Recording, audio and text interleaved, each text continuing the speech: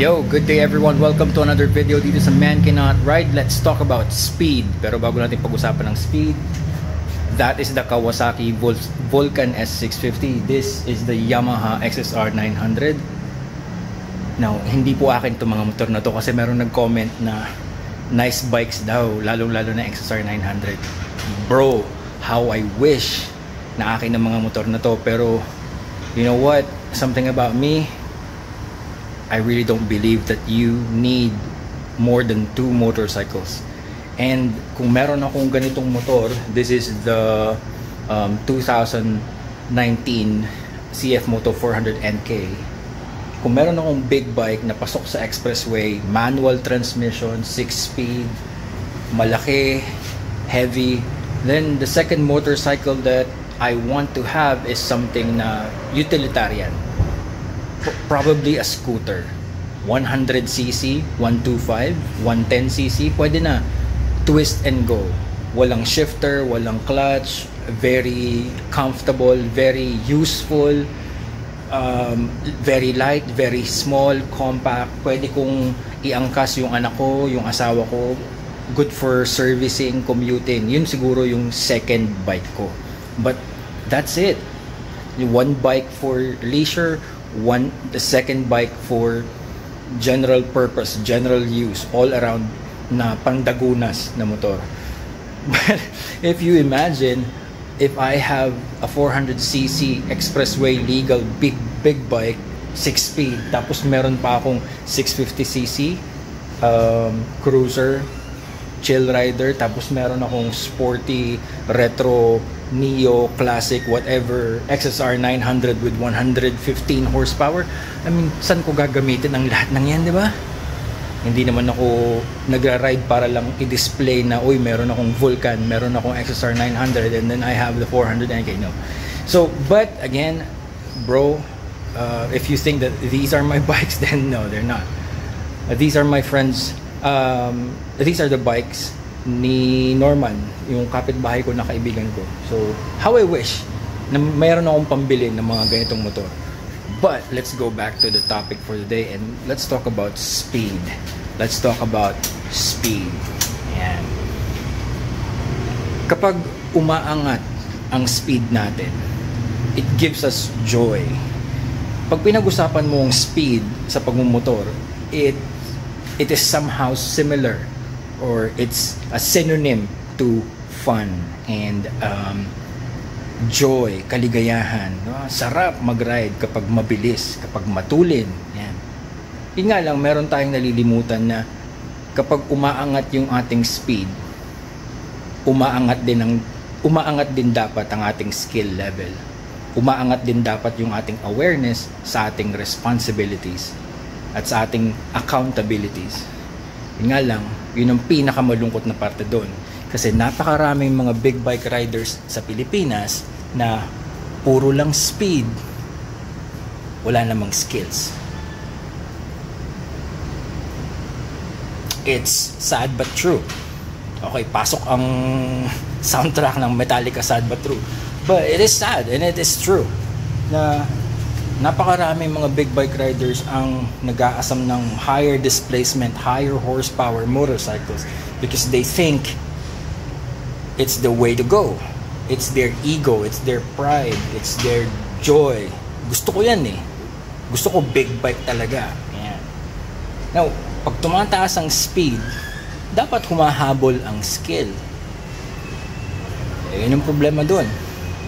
Paano tayo magkakaroon ng skill? Maraming nag-iisip na, let's just say, the brakes. Okay? Now, maraming nag-iisip na dahil marunong kang pumreno, you already have the skill of braking. Maraming nag-iisip na if you know how to open the throttle, you already have the skill of throttle control. No. It's not like that. Skill should come from mastery of an ability. Ngayon, kung marunong akong magbukas ng throttle, that is the ability of opening the throttle.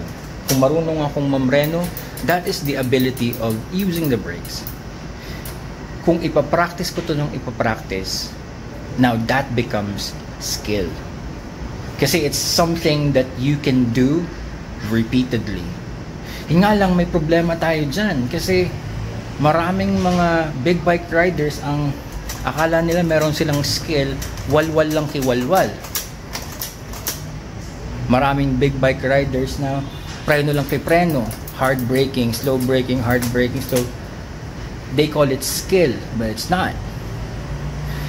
Ang pinakamagandang component ng skill na dapat meron tayo is consistency. Ibig sabihin, if I can use the throttle the same way all the time, then that becomes a skill. Hindi yung minsan choppy throttle, minsan walwal, minsan bagul, minsan undecided, minsan hindi makontrol. That's not skill. Throttle control, pag sinabi mong throttle control skills, it should be being able to use the throttle properly all the time.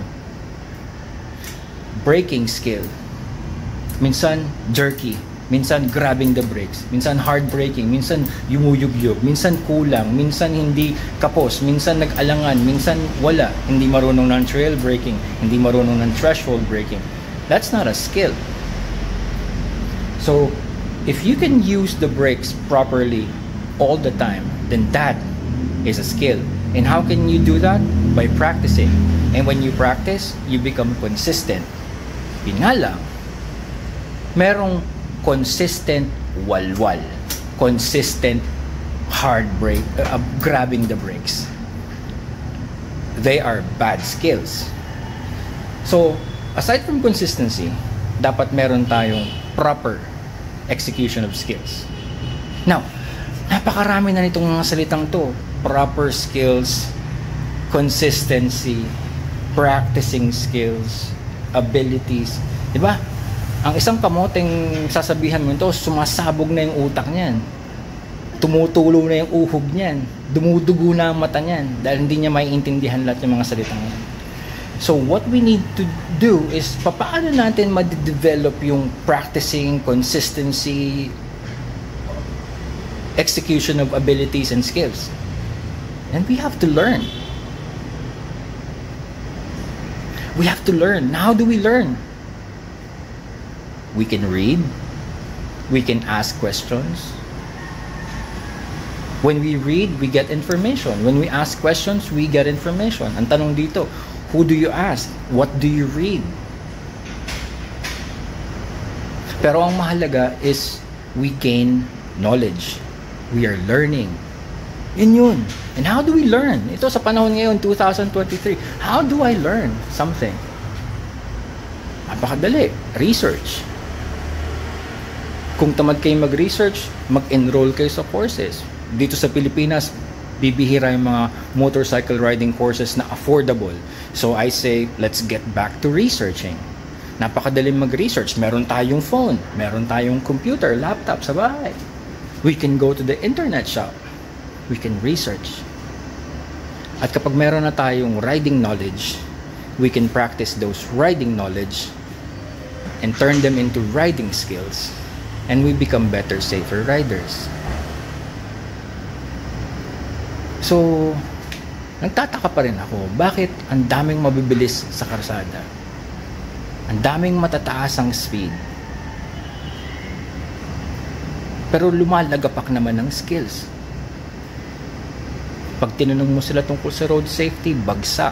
Pag tinanong mo sila tungkol sa road strategy, walang alam.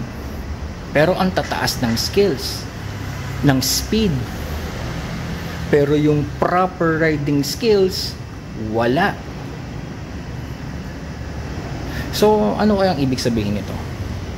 Na tayong mga Pinoy big bike riders ay mabibilis lang? Yun lang tayo? Mga humaharurot lang? Yun lang tayo? That's it? So, ano ngayon? Dalawang salita lang ba yan? Tayong mga big bike riders ay mayayabang, na walang alam. If you don't want to be like that, then riding knowledge, riding skills, proper riding skills, safety, strategy, better, safer rider. I'll see you on another video dito sa Man Cannot Ride.